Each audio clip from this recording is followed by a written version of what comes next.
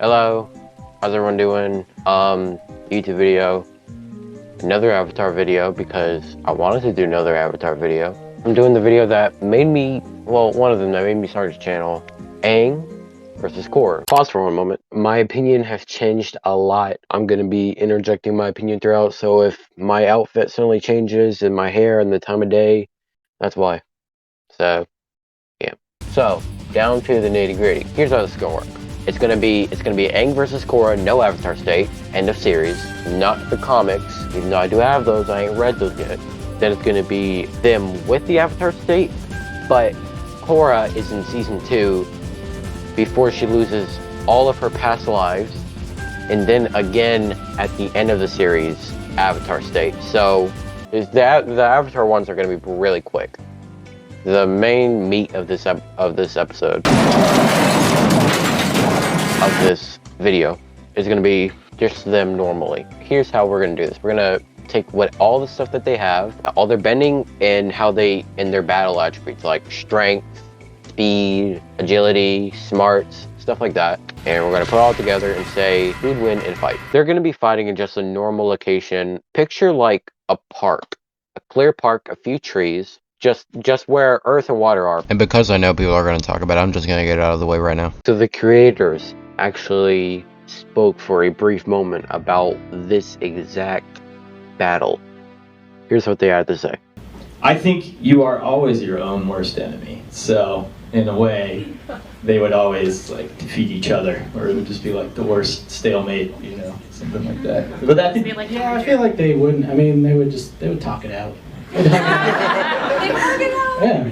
I think it's like, you know, I watch a lot of fighting, and it's like they'll say like, you know, 9 times out of 10 I'll beat that person, but there's always that one, and I feel like 9 times out of 10 Aang would just get away. And there's always that one time Korra like gets a hold of his like cowl and then just beats the crap out of him. All right, so in that clip, it was weird, but basically, the answer they gave, one or the other was Korra. 1 out of 10 times would be able to snatch up. Yeah, okay. No, I'm not saying that they are wrong. Well, let me tell you why this statement doesn't work. They are asked who wins Aang versus Korra.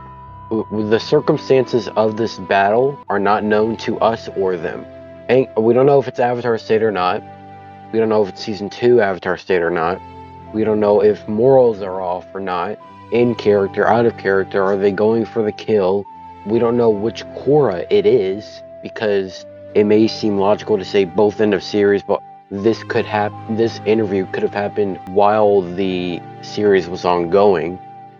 They just did it to like promote a new season or something. So we don't know anything. But past that, there's something I call the intent to canon. I know, it's an amazing phrase that I didn't just make up. During this interview, multiple times do they make it clear that this is just their opinion. Not only that, they are co-creators. So if they don't agree with each other and are literally asking the other what they think, this is not a part of the canon. The way they show that this isn't a part of the canon and they make sure everyone knows that this is just their opinion is they say, I think something like that.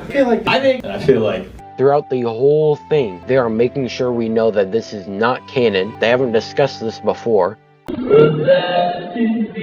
You know, some people don't take this completely seriously, but will say the Avatar creators know the best about their world. First of all, that's not always true, that a creator knows the best about their world. As power scalers will, you know, do calcs and scale characters over one another and like take all this canonicity. You know, even like Oda, like he'll go on like the One Piece fandom wiki to make sure he's not like contradicting himself. This is just a spur of the moment thing. They're not gonna like remember everything. Now, past those two things, just completely ignoring them, right? The one that actually gives an answer to, at first he says, you are always your own worst enemy. So in a way, they would always like defeat each other. That doesn't make sense, because if that was true, then Roku wouldn't have needed to help Aang in the fire temple. Aang could have just done it himself because they're the same person, so he would have been good. And I know like Aang isn't as strong as he is at the end of the series, but Roku and Aang are still the same person. So Aang ought to be able to like do what Roku was doing, you know? So no, it's ludicrous. Then he contradicts himself by saying, and I feel like 9 times out of 10, Aang would just get away. And he's always at one time, Korra like gets a hold of his like cowl and then just beats the crap out of him. the hypothetical that this dude has posed now is Aang, who is fleeing the scene, not even trying to fight at this point, gets caught by Korra 1 out of 10 times, and then gets beat up. So what this does is give Korra an unfair advantage, as Aang's mission is to get away. So in a fight, Korra's goal is to win that fight. Aang's goal is to get away from the fight. So that's why this doesn't work. According to their goals, Aang wins 9 times. Of course, Korra is going to win in a battle, because that is her goal, to win the battle.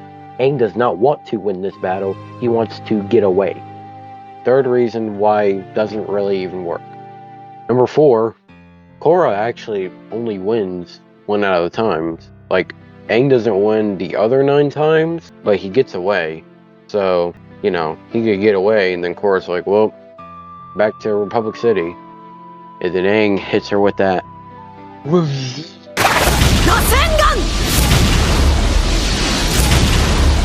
Does this give Korra the win? Because the creators, creator, said she wins?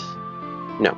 The creator of Naruto once said that Itachi could beat Madara, that's why he had to kill Itachi off. That's not really confirmed, but let's say he said that. Does that mean Itachi is now stronger than? No. The scaling is so far above. Madara is scaling-wise so far above Itachi, it doesn't matter what he says. First, firebending. In every bending, there's power and there's skill. So first, to cover power, because that's the more straightforward one. Korra's biggest firebending feat, genuinely, is either in the very beginning of the series, or when she fills a room with fire, also in the first season. Aang, on the other hand, has much better firebending power scaling. Ozai is credited with the most powerful firebender in the world. Aang, multiple times, is able to not only clash with Ozai, he can cut through Ozai's firebending, he's able to withhold it. The only reason that it overwhelmed him was mainly because of the earth column behind him, and this is where that Aang redirecting lightning comes most in handy. Aang redirects Ozai's lightning, which is stated to be the world's most powerful charge. Now with this lightning, Aang obviously does faint, but he also held it for an unorthodox amount of time. Aang is consistently clashing and able to withhold and withstand Ozai's fire. So Aang is relative to Ozai. Now, I know, Aang and Ozai have a Sozin Comet Amp. Key word there, both. So this puts Aang's power in firebending.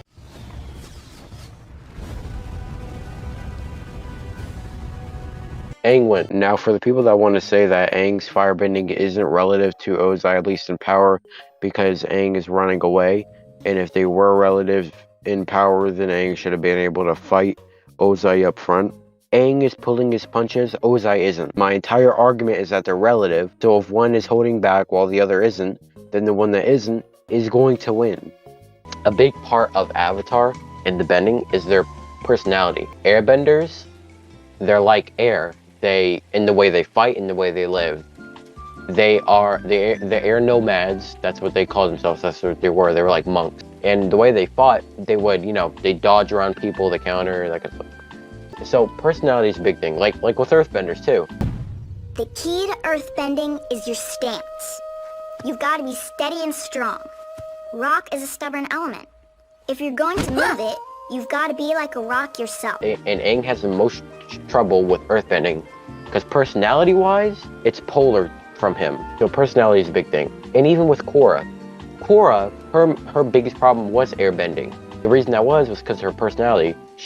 Her personality is like a firebender, to be honest, not a waterbender. So that's why I used to say that her personality was like better than Aang's for firebending. But, a little thinking.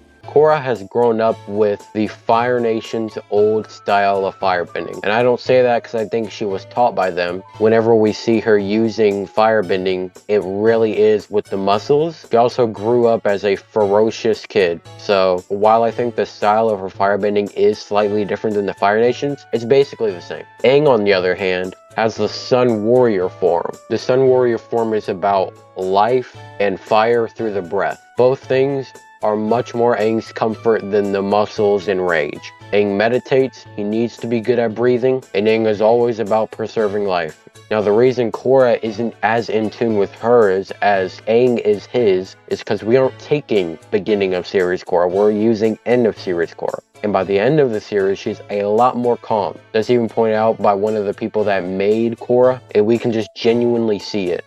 Because a ferocious, raged, rebellious teenager is not gonna say. So basically what I'm getting at is that while Korra has trained for a decade and change, the way she has brought up her firebending has been that of a angry, barbarian, impulsive person. So even though now she's a different person, all of her firebending moves and the way she uses it is still gonna be that of how she trained with the personality of a barbarian. It's not gonna match who she is now. Also, a big part of firebending is their drives. Aang's drive was to end a 100-year war, and then immediately after that, not have an entire race, his race, go extinct. While Korra's is just to become a fully realized avatar, and then along the way we have obstacles. This should also give them more control and skill over firebending, as the firebending itself more represents who they are. Aang completely demolishes. He completely demolishes power, and his skill should at the very least be slightly better than Korra's. In the final battle versus Ozai, Aang redirects lightning. Now, hold. He never generates lightning. Redirecting lightning is a whole separate skill. But the only people that can do that, and the only people that have been shown to do that, are the firebenders. Aang's firebender. So that means he's bending the lightning. There's two trains of logic that you would have to agree with. One, he can make lightning. Korra can't. Korra's never shown to make lightning. The thing is, though, in Aang's time, lightning is not a common thing. It's only reserved for royal people, and it's also regarded as like a high-level fire thing. In Korra's time, there's literally factories of people using lightning. And Korra can't use lightning? Your trash, kid. Oh, yeah. He can either make the lightning, or he can't, but he bended it anyway. What that would mean, he's either... Okay, now the only person that would have taught him this, first of all, is Zuko, because Zuko was actually stated to be the one that taught Aang, and Zuko actually never shows to generate lightning. Aang doing this is for the first time ever. The fact that he's doing all this for the first time means his fire bending skill, his adeptness, is through the roof. So either way you want to go, his firebending is above.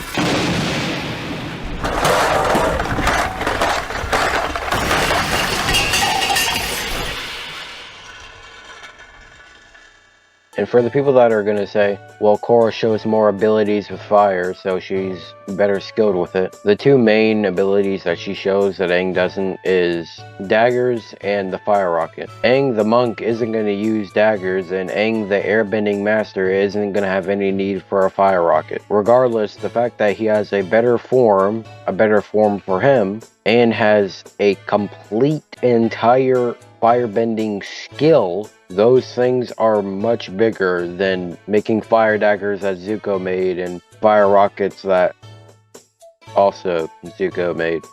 He's just much better with it. Flame you, Hotman!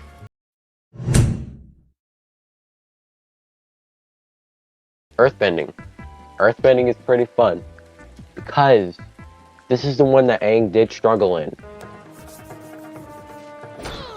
But Korra was good with it. Toph Beifong made metal bending in The Last Airbender. Aang is never shown to do metal bending, but Korra is, and she fights with it.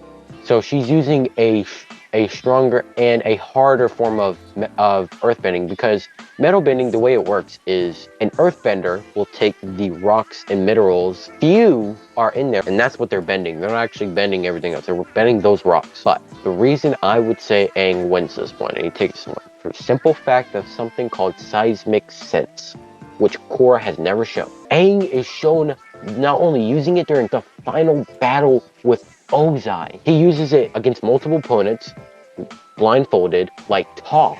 So even if you want to say, if they send water and fire and air, Aang's not gonna see that because it's not Earth. No, Ozai was Firebender, and he saw that Jin coming. He predicted it. So did Toph. It's just predicting it and predicting where the moves are gonna go, which they do. Seismic sense can be used in every battle.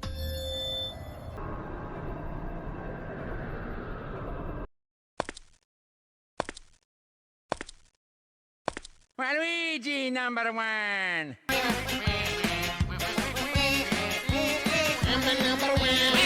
Metal bending can only be used a place where there's metal. So while it's true that with Korra having metal bending, in a fight, it gives her a disadvantage against having seismic sense like Aang does, the main reason for bringing up her metal bending is because it shows her being better at earth bending, right? First of all, I'll give complete props to Korra. She knows metal bending. Aang doesn't know metal bending. Toph tried to teach it to Aang. Aang couldn't learn it for whatever reason. Korra has metal bending. There's no dispute on this side. But the reason Aang would still win earthbending, seismic sense is actually, it's a lot more rare of a skill to have. The only people that I've ever shown metal bending are, I believe, Yun from the Kyoshi novels, the Badger Moles, and the Beifong family.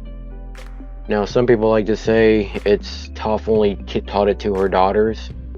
And obviously, you know, maybe, but there's also the fact that, you know, as a police officer, if you have seismic sense, you can detect things like Lin was doing, detecting the underground thing. You can, you know, like if they walk into an apartment, is anyone in that apartment? Should they, you know, or even before they go in it, should they be scared? You know, there are so many practical applications as a police officer to have seismic sense. Yep, none of them do, but they all have metal bending. So seismic sense should just inherently be a harder skill to have than metal bending. So while Korra does have metal bending, Aang has a more rare earth subset. And it also kind of matters how much weight you want to put on these two things. I think that even if Aang didn't have seismic sense, he would still be better just because his feats are tremendously above Korra's. He holds up a earth ball and takes like numerous and like ongoing assault from the strongest and most powerful firebender with a 100 times amp. And he also is doing things that Avatar State Korra was doing. While Korra does have metal bending, some people just say that and leave it at that. Korra having metal bending does not automatically put her above Aang. Here's the biggest feat that Korra has. This is her biggest one by miles. Everything else is mediocre. The Dai Li are better at earthbending than her. Here's Aang's biggest earth feat. Debatably. The only reason I really chose this to show this one is because it matches with Korra's. Same slabs, same size of slabs roughly, maybe probably even bigger. Chucks them miles, Mach speeds. No competition. Aang wins. Moving on. Not to mention the fact that Aang uses techniques that Korra has never shown or anything even similar to them. And also Aang is actually smart with his earthbending, while Korra just throws it at the other person. You did it! You're an earthbender. Now on to the biggest headache, water. Now, a lot of people will like to say Korra is naturally a waterbender, therefore she's prone to it. She was raised in the Northern Water Tribe. She was taught by Katara. She just have naturally better waterbending. Yes or no? She can use waterbending the best out of all of her elements. I'll say that first. Okay. Not only is Aang a prodigy with waterbending, was better than Katara. That's almost right. If you keep practicing, I'm sure eventually. Hey, I'm bending it already. Wow, I can't believe you got that so quickly. It took me. Aang was showing like very good versatility with it. Slashing ice, he was making like the squid thing and stuff. You know, stuff like that. Korra is showing more power feats. She's showing more like Like she's making more. She's biggest feat. And the reason I'm gonna give it to Korra is because in season 4, there's a giant mech and she splashed a big building-sized wave of water on it with a river. Waterbending is very close for both, but Korra does win. I'll say that. The reason she runs is because her power feats are just so much higher than Aang's. And Korra shows a lot better just random knowledge and doing better bending type of stuff. What is this dude talking about? Like, dog, you're retarded. You don't know what you're talking about. She's healing, spear bending the water, which we've never seen before. Aang isn't. Aang can do. Aang is very versatile. He's very smart with his water bending, but he doesn't do the things on the level of Korra. Now, I don't want y'all to get it twisted. Unlike Earth and Fire, where Aang demolishes Korra, water is actually close. Aang wins by a margin in skill, based off the octopus and the fact that he can bend dozens of individual water streams at one time, while Korra, by a margin, wins in power. Don't sleep on Aang's waterbending power. Aang blocks Ozai's Chosen Comet amped fire, and water isn't a complete counter in Avatar. We see Korra defending against water with fire. Aang, while training, makes a giant wave of water. So while Korra does win power, it's about the same amount as Aang wins in skill for waterbending. And even though I myself brought up that Korra can heal and spirit bend, in terms of combat, this doesn't help. The only reason I really brought it up was to show how comfortable and how much water is her main element, as like Aang is his. But the reason Korra wins water overall is because she's consistently doing these big power feats, while Aang only does the skill feats like once or twice. And also, it's just an outlier, bro. Come on, Korra wins. Airbending, Aang smacks out Korra easily. Now, usually YouTubers, I've watched a couple of Aang versus Korras. They like to say, you know, obviously Aang's gonna win. I mean, he's in there, but I'll actually give you reasons. Aang is showing consistently powers that she is not. He was the youngest master out of any airbender, and so a few things that he does is the where he like drives himself off with that, makes a giant tornado that literally spins back Boomy's rock, big boulder rock thing. The most impressive feat for Korra, she makes an air wall, an air like ball. Aang like completely demolishes her.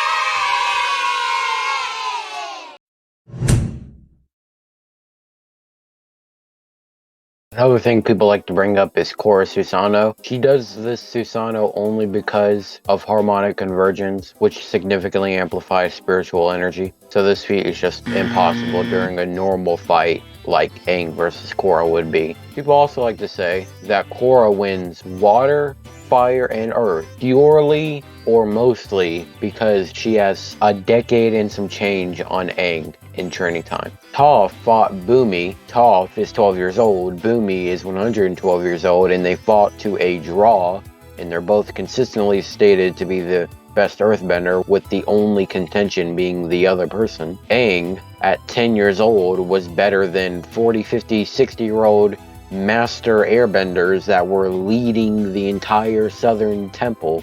Zahir, in only 2 weeks, surpassed. Ain't no fucking way! Boy, I wanna beat this motherfucking ass, boy. Ain't no... Oh, man. What? You're just ruining it. Look at my lips. You're ruining it. Ruining the... Out of pocket for that shit. Way out of pocket. What do you gain from that?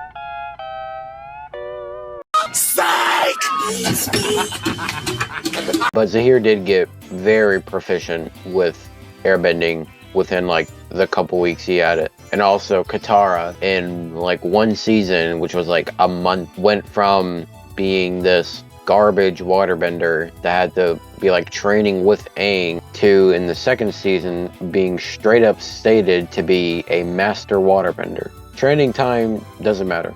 Usually when we talk about things like training time, it only really helps the battle or is actually meaningful for characters that we don't see that much of, or is hard to correlate them to each other. Like if I said Mako should be better than Zuko because Mako had to grow up on the streets fighting for his life every day and protecting his younger brother, while Zuko was raised in a royal palace as a failure and guarded 24/7 from any harm that could ever possibly come his way. That's a pretty solid argument, but that's only because we don't see that much to really otherwise put one extremely above the other. While Aang and Korra have their own shows, we can just say who's better. So durability and speed. Someone is the clear victor in both.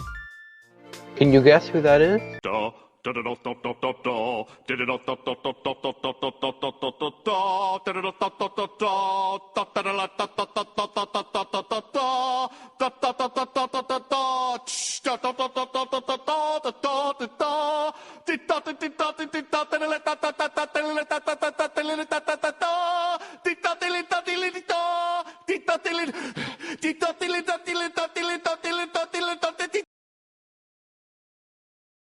So for durability, Korra's best durability feat was she gets hit by an energy beam from Vaatu, and the energy beam only really like scratching the surface of the floor in the spirit world. It wasn't doing like what the energy cannon from Kavira's mech was doing. So it's not that powerful at all. Well, you also have things of like her getting, you know, thrown around, and it takes her a second to get up. And while she's fine afterward, it takes her a second to recuperate. While you have Aang, who tanks an explosion just like straight up head first.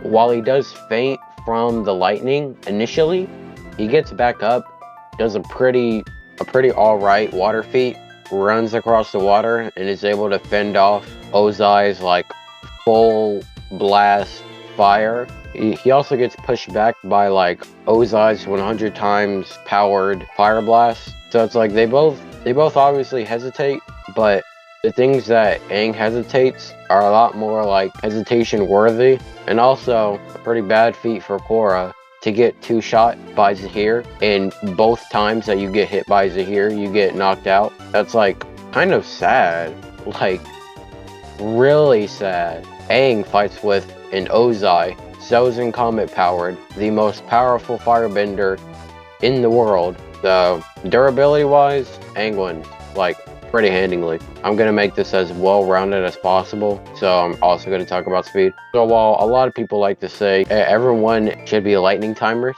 that's true, but some are easily above others. The only person in Korra that is consistently generating lightning and giving us feats to go off of is Mako, and Mako never really is like moving along with his lightning. He literally gets like shocked by lightning. Someone does dodge lightning, and that's Amon. The only person that goes above Amon is Tenzin, you know, Jesus Christ, and maybe Zahir, because Zahir actually dodges his attacks and whatnot. Even if Zahir does scale above Amon, it's not by much. Zahir still gets attacked by Tenzin, just like Amon did. That's the same Zahir that was dancing around Korra. So she's basically slower by a lot than a person that dodged lightning, or is like in the, you know, in the realm of someone to dodge lightning. While Aang himself does a full barrel roll and then catches lightning, he's literally moving faster than the lightning itself.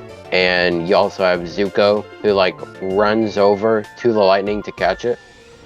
And Aang consistently throughout the story is faster than him, narratively and scaling wise. And also, a big speed feat for Korra, like a wow moment, she reacts and puts up an air shield to a bomb. The fastest speed that you could get an explosion to is 8,000 meters per second. Lightning is 270,000 miles per hour. Like, you convert it to meters per second, it's about 15 times more faster than it. So even if you wanted to take away a zero, that would be like 1.5 times faster. But we ain't taking away a zero. So it is fucking 15 times faster. Well, while I think Korra is faster than the bomb, I don't think that she's outpacing the lightning. At least there's nothing to signify or indicate that. So Aang speed-wise is a lot over Korra. Also, his agility. He's dodging people for fun. He's an airbender. It's what airbenders do. Korra is not. Korra Bender. She's very upfront in your face, you know, boom, boom, boom, boom. She's like a boxer, I mean, for real. Aang is not. Aang easily wins in speed and agility, strength. I don't know if y'all can see it back there. I have that legacy book where Aang writes to his son Tenzin. In fact, let me go get that right there. So basically what this says is that it says Aang is describing earthbending and how it feels to Tenzin. But you'll see at the bottom of this top text that it says, I remember feeling like my muscles were becoming part of the rocks I was moving. As the rocks I practiced with got harder and heavier, I could feel my muscles getting stronger. It's the muscles. So you could say Aang has a lot more strength because he's lifting up a lot more heavier earth things than Korra. So Avatar Aang, no Avatar State, versus Avatar Korra, no Avatar State, Aang would win mid to high diff. Aang has such a lead in airbending. He better not initiate it. If he initiates this, like the whole, if I think what he's about to say, I'm unfollowing him. He could only have airbending. I swear to God. Yo, fuck you, nigga! Korra has everything else. Aang only has airbending. And I'm dead serious. I won't debate anyone on that. This is gonna take forever to edit. Oh my gosh. Thanks for the jinx, asshole. Now, Avatar State. Now first, I'm gonna do Avatar Korra, second season, with all of her avatars, versus end series Avatar Aang. Avatar Korra wins. Yes, I got you! I got him! Clip this. I got his bitch ass. Let's go, I got you! If we're saying that they're both at the same level head.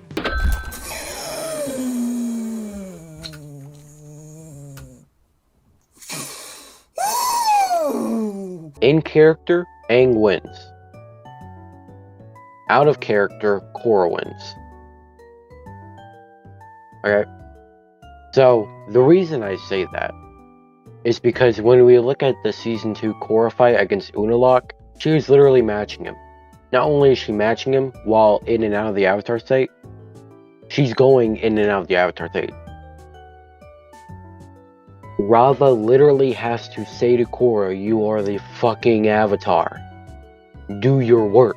When we look at Korra's feats, like she's fighting Vaatu, and when she like does the shit to trap Vaatu, she goes against the Dark Avatar Unalaq, who has no past lives, who should be the power level of Wan as of right now.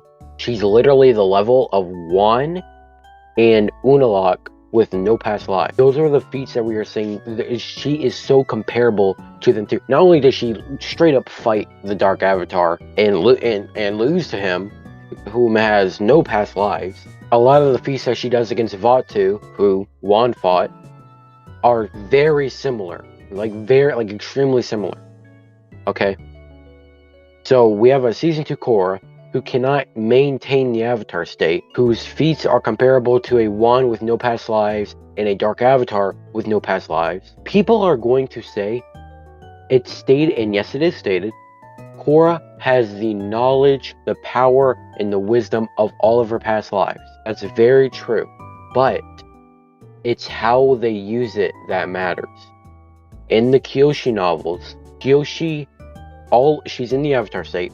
All of her past lives, their voices come through her mouth.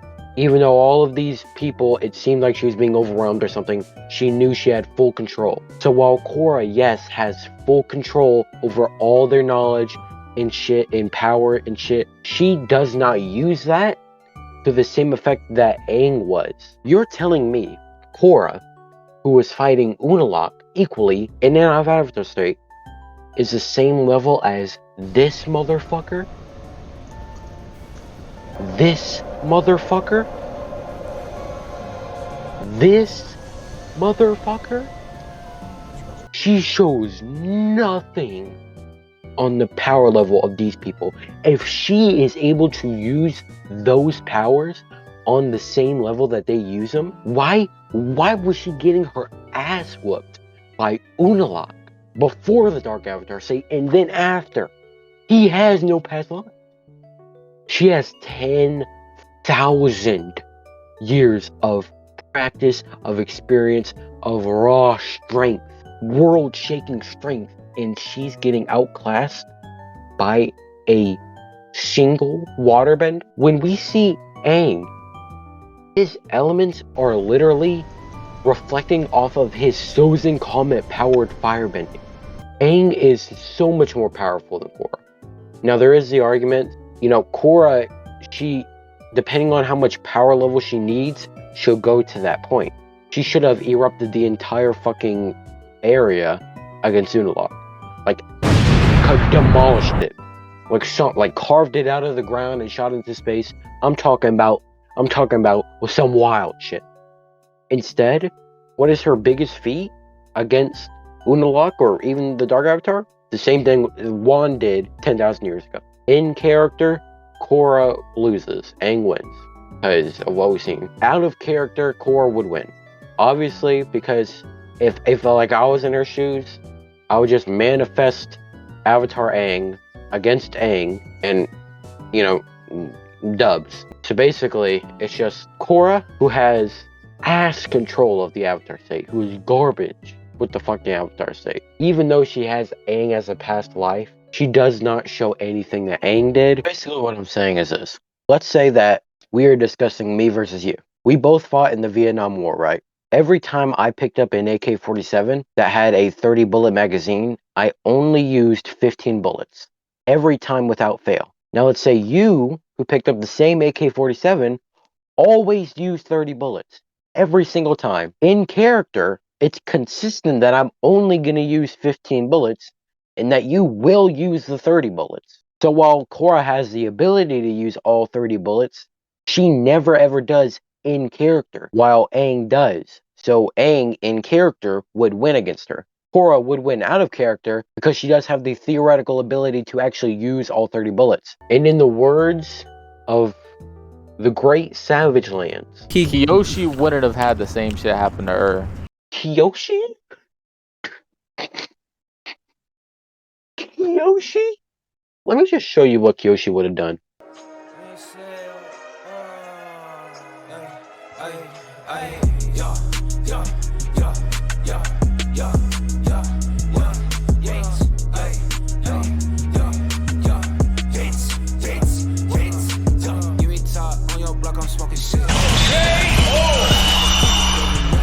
Round two. This next one I thought was everyone would agree with it. Korra lost her past incarnations. All of her experience power gone. She only has the spirit of Raava, which is what makes the Avatar the Avatar. Aang has all of his lives. Korra has not. In all fairness, I will go over their actual stuff, and I won't leave it at just Aang has all his past lives, Korra doesn't, GG, no worry. Korra's best feat in the series is when she blocks the energy cannon, right? Now, some people say it's energy bending, some say it's air bending, but if it is energy bending, then Korra doesn't get this as a feat. So let's say this is actually air bending. I'm not just saying this out of nowhere. It does look like it's airbending. It could be energy bending, but it does look like it's airbending, so let's just say it's airbending. The spirit cannon is calced at city level. So let's go with the high-end estimate that it's 20 megatons, right? Since Aang has the power of all of his past lives, we can use this calc about Yangchen, 2 gigatons. Just for the people that don't know, that's about 100 times more than 20 megatons. So Aang's airbending is 100 times more than Korra's. Aang could just use airbending. I mean, it doesn't matter. Whoa!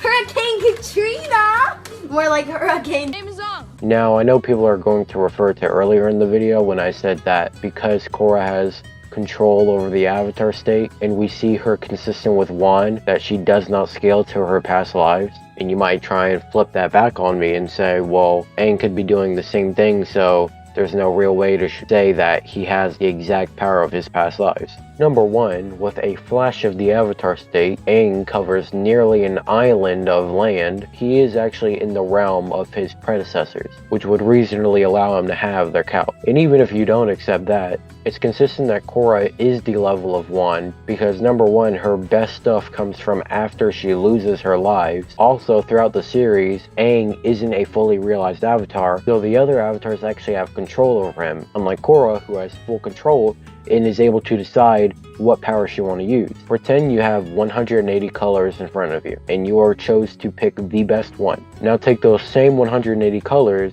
except the one that's the best one will come up to you and pick himself for you. You might still be able to use it while you yourself have the complete option of choosing which color, but it's going to take you a long more time to find that color. Same exact principle with the avatar state. But even as a fully realized avatar, whenever he goes into the avatar state via emotion, he doesn't have control. And also, if we actually look at the books that Aang and Korra respectively wrote, Aang refers to the avatar state as power you get from past lives. Obviously, he doesn't know about Raava, or reasonably shouldn't know about Raava, but he doesn't mention anything like, he doesn't say like, there's something else you get power from, and this was after Korra was made, so the Raava was a thing. And then Korra says, avatars get our power from the spirit of Raava. Basically what you could take this as is Aang focuses more on his past lives, while Korra focuses more on the spirit of Raava. So yes, anything the past avatars use, I can use for Aang, but not Korra. Now there's another argument that I completely do not agree with. Right now it really doesn't matter since I've already proved that Aang is more powerful than Korra, but I'm going to attack it anyway. The argument is that because the Raava that's inside of Korra is massively big and is at full power, that Korra should have more power than Aang. Number one, as I've already established, they don't get complete power from the Raava, they also get it from their past lives. And then the argument is also that Aang, his spirit should be about the size of the one that went inside Wan, because Vaatu is still the same size as he was 10,000 years ago. Now, as I've already established, Aang's power is better than this Korra, even if you want to accept that argument or not. But regardless of that, this argument doesn't work anyway. Wan, with a teacup-sized Raava, as soon as they fully bond, they instantly neg a full power Vaatu.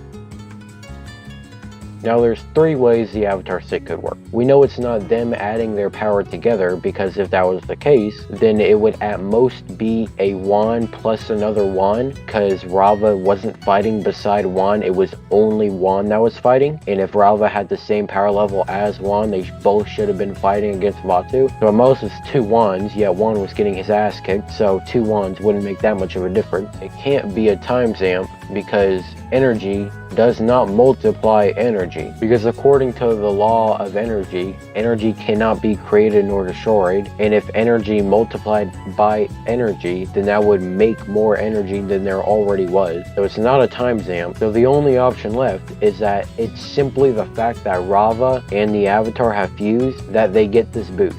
So no, this argument doesn't fucking work. And even if it did, it doesn't matter. Aang is still 100 times more powerful than Korra. And even for the people that don't like scaling because you believe that we should view a story as a story, I'm a big fan of narrative arguments, because a story is a story, and I believe that we should also get at it from that angle rather than trying to make a whole universe with all of their laws. Sometimes. The creators created Korra as the opposite of Aang. Aang is always holding back, not wanting to kill the opponent, while Korra she doesn't care about hurting the other person. She's very ferocious. Aang, only a short while after finding out he's the Avatar, ran off and hid in a giant iceberg for 100 years, came out, and then in 6 months was told, you either have to learn all the elements and defeat the most powerful person, or we all die and the entire world will become a Nazi dictatorship. While Korra, since 5 years old, has known that she's the Avatar and has had a long time, even for normal avatars, to train with the elements. Aang did not want to be the Avatar, while Korra had no problem with being the Avatar. Aang, throughout the entire series, had to learn water, earth, and fire, while Korra at the beginning of the series just needed to know air. This also wraps into their Avatar states.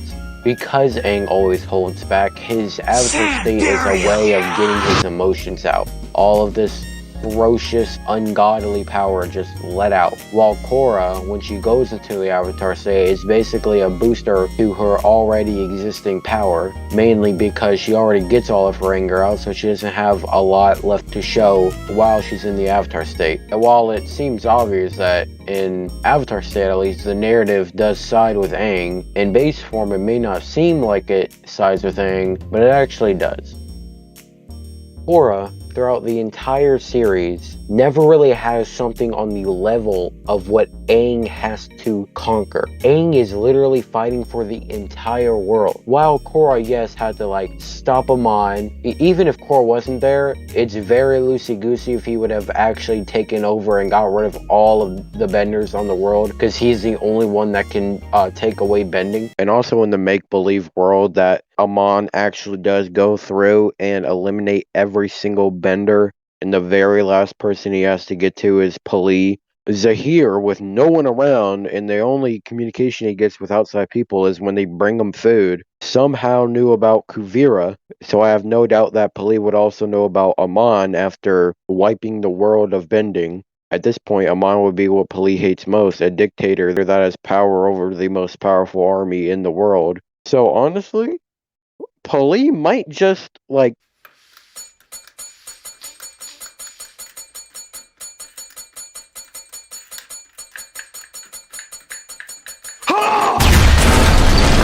While Unalaq, yes, was a very massive threat, it came about in like very short notice, so she didn't have to prepare her elements to fight this very big thing. While the Red Lotus seemed menacing, what they were trying to accomplish wasn't the worst thing in the world. It definitely would have created chaos, and obviously Kuvira taking over the Earth Kingdom isn't the best thing, but so when we look at what they had to do as avatars, Aang needed more power. Also, as being Korra, the second avatar we've seen in a show, there's definitely pros and cons to her, as she gets more bending subtypes than Aang, so that we the viewers can actually see and explore these new fascinating concepts. Aang as the first avatar shows us what an avatar is and all of the power that comes with it. While when we see Korra, we already know how powerful the avatar is, so she doesn't really have to flaunt it that much, which significantly goes against her feats. Please listen to me. We don't have to fight. You have the power to end it here and stop what you're doing. Enough talk.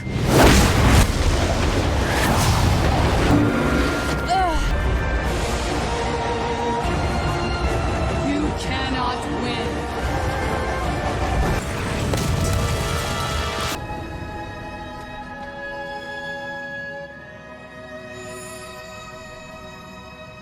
It's over. No, it's not over.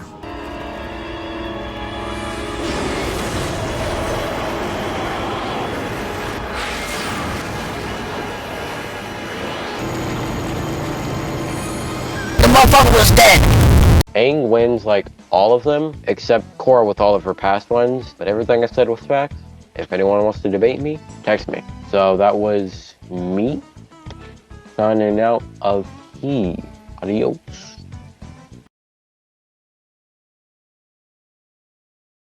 Psych a lot!